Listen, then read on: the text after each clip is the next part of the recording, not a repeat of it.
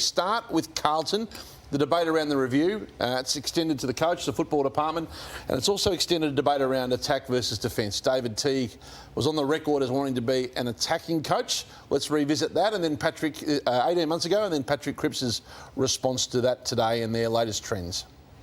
The fans come to the game for a reason. They like seeing scoring, and I think there's a competitive advantage if you get really good at scoring. I think every team are quite strong in the way they coach defence, and it's an 18-man defence. And I think if you can get an 18-man offence and get everyone playing a role in offence, then it's maybe a competitive advantage at the moment. Oh, I think we're definitely leaking too much as a side, and we've openly said that. So we're working hard to fix that. And it's not just the back stick; it's a collective defence. The best teams defend as a collective. That's pretty stark, isn't it? And David Teague's MO, modus operandi, is clearly now under review itself. I think it's a lot more than that, Kane. I think this is a relationship disconnect between players and coaches and the senior coach at the club. Is Carlton's brand in real... Well, clearly it's in trouble, but where have they gone wrong? Yeah, well, firstly, I'm interested in your point there about the relationship breakdown. I haven't heard that reported. I know that you have had questions over David Teague's job stability for a while now. So what are you hearing on that front first before we get into their brand and their game style? Relationship breakdown's a bit strong. I just believe that there has been a disconnect between the players and coach and a level of disenchantment from some senior players towards the coach for some time. It may be just a belief that he wasn't who they quite thought. Would one of them be Mark Murphy? I haven't heard Mark Murphy's name mentioned, no. Yeah, so Lotto, so I want to speak about what I think's really hurt David Teague. So you heard that comment from when he first got the job. There was excitement. The fans wanted him. They've gone with him. He's a young, fresh coach. They want to play an offensive brand. They haven't been able to do either. So, and what's really hurt them is the lack of defensive ability, and it's very difficult to win a premiership or play finals if you're not in the top 8 defensive sides. I can look at Buckley even outgoing. What he hung his hat on was a defensive system. We look at Melbourne. They talk about the Melbourne style. Richmond, we know. What can Carlton have as their identifiable game plan this year? I think it's really hurt him as a coach.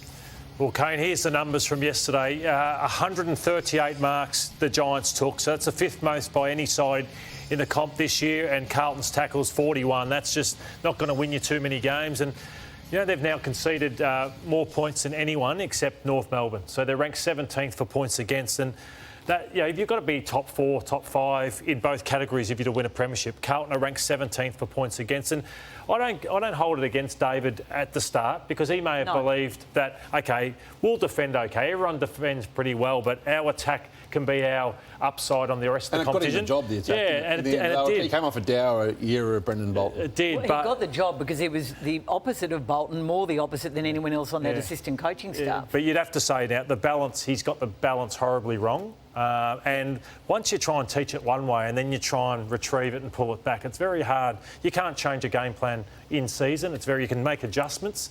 But just on the players, I put it on Cripps and Doherty as well. The captains, will get to Doherty very shortly too. But they've got to take some responsibility, because... It was interesting they wheeled them out today to the media, I thought. That was a sign of trying to move the narrative into the players owning. Put your hand up. And as they should, because it was woeful on the weekend. And the start was the one, and Kane, you identified it. You were looking for a response, and the response was stark, just the 12 tackles in the first quarter. Couldn't believe it, Hutchie. So you've come off a bye week when your club's under the pump. Now, whether they were overtrained, that can often happen sometimes when you've had a poor couple of weeks, so you train it really hard on the training track. Whether they were flat, I don't know. I could not believe the lack of response in the first quarter particularly. Yes, they came back. There was some physicality late, but I genuinely believe he's in a bit of trouble, real trouble. And if there's a loss to Adelaide, look, I think he's in trouble anyway, but that could prematurely end his coaching career should they serve up what they served up against Adelaide this week on Sunday. And yet he's not the only one under review. The whole footy department is under review. In my view, the board should be having a long, hard look at itself. They did not really go through a process to appoint David Teague. I think the only other person properly interviewed was Michael Voss, and I feel that was sort of leaked out to the media, and it was almost like they used Michael Voss to look like it was a process.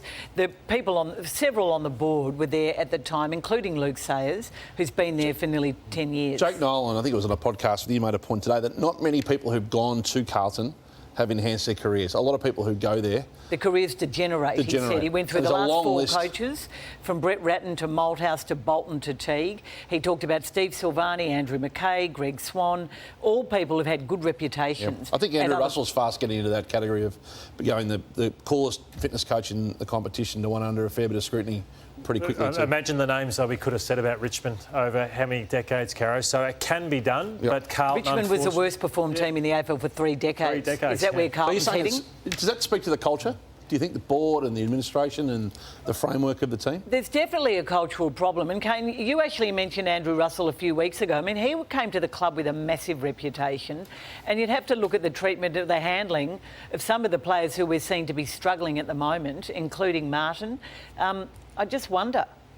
Yeah, well, I posed the question on the back of Sam McClure's when he mentioned the review, how wide range it was going to be. Now, that question has now been answered. Matthew Pavlich is part of the review. He said it's looking at everything, fitness, as you mentioned. And to Hutchie's point, I think Andrew Russell would welcome that. Highly paid, high-performance positions would come under some scrutiny. And with the last quarter efforts, with their performance in red time and with their injury list and performances like the weekend, he would expect to be reviewed.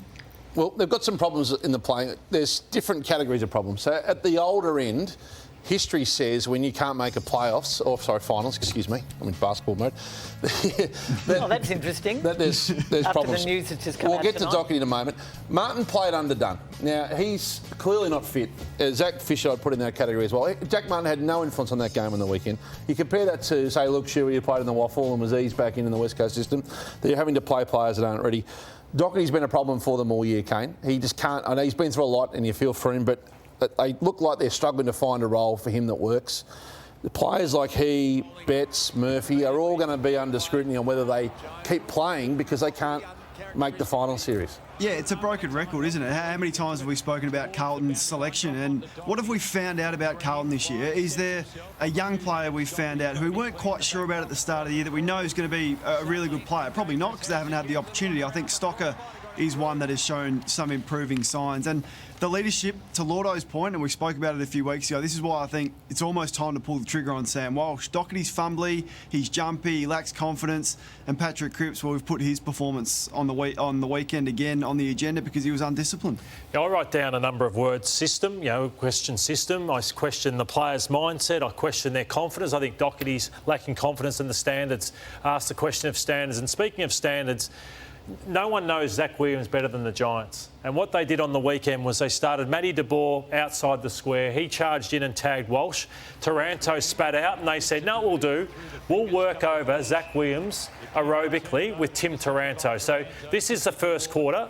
This is the first quarter of the game, and look at his efforts. Taranto will bolt past him soon, and Zach just wants to walk. So they exposed him poorly because they knew Zach Williams better than anyone, yet Carlton overpaid how does this for him. happen? They made a 6-year decision thinking that he was a midfielder and a solution to their midfield worries. So this is the massive issue, Hutchie. He's not ever going to be a midfielder for them. He's a very, very capable... first class when fit halfback flanker. One good game. They've got a lot of money tied up for 6 years, Kane, making a decision on someone that isn't aerobically capable of playing in a midfield. And it's not today's problem or tomorrow's, it's the next 6 years' problem. So what happens now, and this is the review, so it's into recruiting. So De Boer goes to Walsh. Well, Williams is supposed to be the third midfielder. So then if you're going to tag Walsh, we got Williams, you got Cripps, you got a couple of others in and amongst it who can lift the void of Walsh being down. He had 6 kicks on the weekend. Cripps is out of form. Williams can't play in the midfield because he's not fit enough. So it's Sam Walsh all on his own. If I'm the opposition, I tag Walsh every week. Football's going to become a lot harder for Sam Walsh because they've got their recruiting wrong. That should have been a bona fide midfielder. So you can pluck any name you like. I know they're hard to get, but that was the wrong one. Just to back over that, it's at the heart of their problem. They've got $1.5 million plus tied up on Flair halfback flankers. Williams, and they gave up, I think, pick 8 for Sard, which looks way overs too. That's going to hold them back. That's not just... That's a generational problem they got now, Lordo.